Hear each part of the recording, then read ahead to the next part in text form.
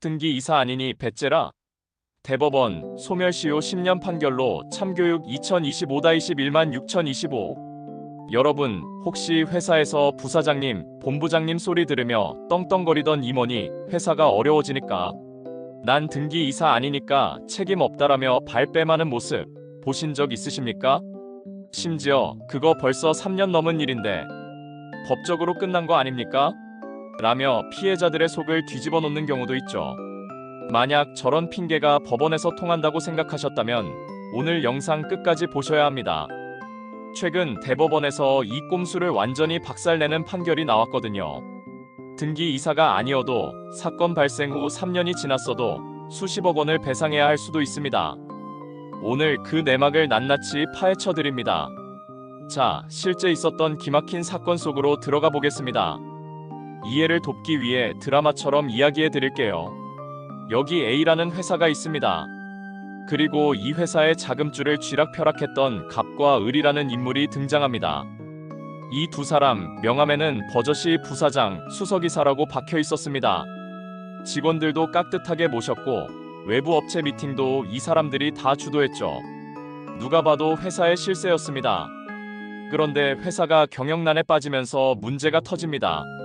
알고 보니 이 두 사람이 공모해서 회사의 소중한 자금을 엉뚱한 곳으로 송금해버린 겁니다. 일종의 자금 빼돌리기였죠. 결국 회사는 큰 손해를 입고 회생 절차에 들어갔습니다. 뒤늦게 이 사실을 알게 된 회사 측 관리인은 분노하며 소송을 겁니다. 당신들이 빼돌린 돈, 그리고 그로 인해 회사가 입은 손해 전부 물어내시오. 방패에는 미등기 임원, 소멸시효 3년 완성이라는 글자가 적혀 있음. 그런데 법정에 선 갑과 을 너무나 당당합니다. 이렇게 주장하죠. 판사님, 저희 등기 부등본 보셨나요? 저희 이름 없습니다. 저희는 그냥 월급쟁이였을 뿐이고요. 100번 양보해서 저희 실수라 쳐도 이거 불법행위민법 제750조 아닙니까? 불법행위는 안날로부터 3년 지나면 시효 끝납니다.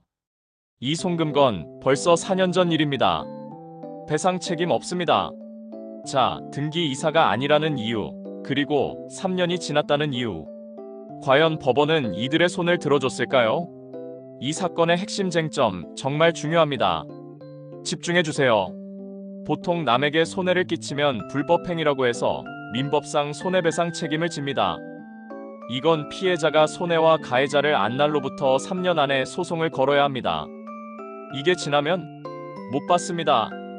피고들은 이걸 노린 거죠. 하지만 원고 측 변호사들은 다른 법 조항을 꺼내듭니다.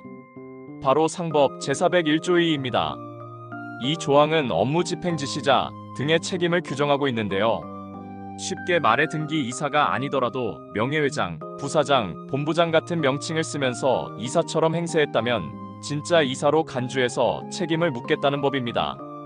여기서 법적 싸움이 붙은 겁니다. 그래, 사실상 이사로 보는 건 알겠는데 그렇다고 소멸시효까지 이사처럼 10년으로 늘어나는 건 아니지 않냐? 근본은 불법행위 아니냐? 라는 피고의 주장과 아니다.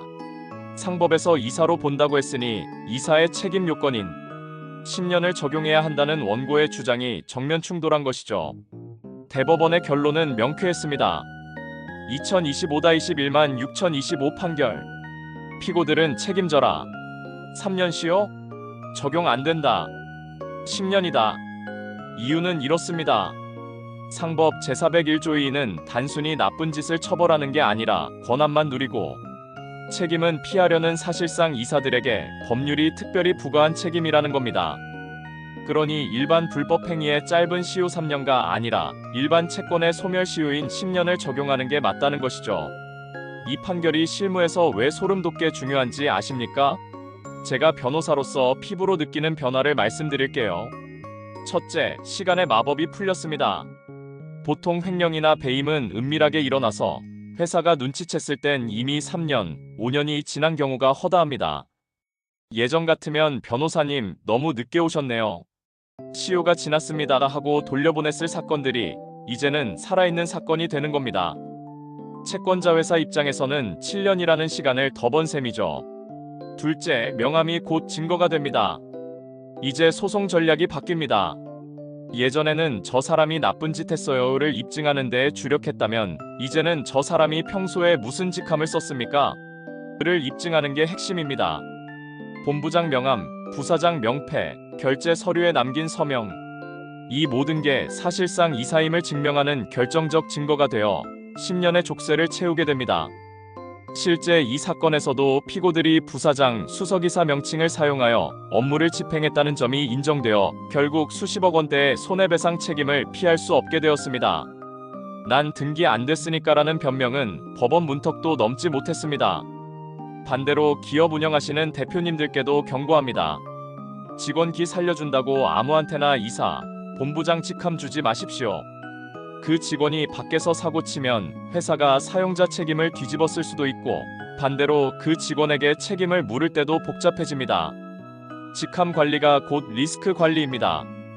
권리 위에 잠자는 자는 보호받지 못한다는 말이 있습니다. 하지만 법원은 법망을 피해 숨으려는 자 또한 용서하지 않는다는 걸 이번 판결이 보여줬습니다. 혹시 지금 믿었던 임원의 배신으로 혹은 회사 자금 문제로 밤잠 설치고 계신가요? 너무 오래전 일이라 안 될 거야 라고 지레 포기하지 마십시오. 여러분의 권리를 찾을 수 있는 시간은 생각보다 길게 남아있을 수 있습니다. 법적인 문제는 혼자 끙끙 앓을수록 꼬이기만 합니다. 비슷한 문제로 고민 중이라면 댓글이나 더보기란의 연락처로 문의주세요. 엉킨 실타래 제가 풀어드리겠습니다. 오늘 정보가 유익하셨다면 구독과 좋아요, 그리고 주변에 억울한 일을 당한 사장님들께 공유 부탁드립니다.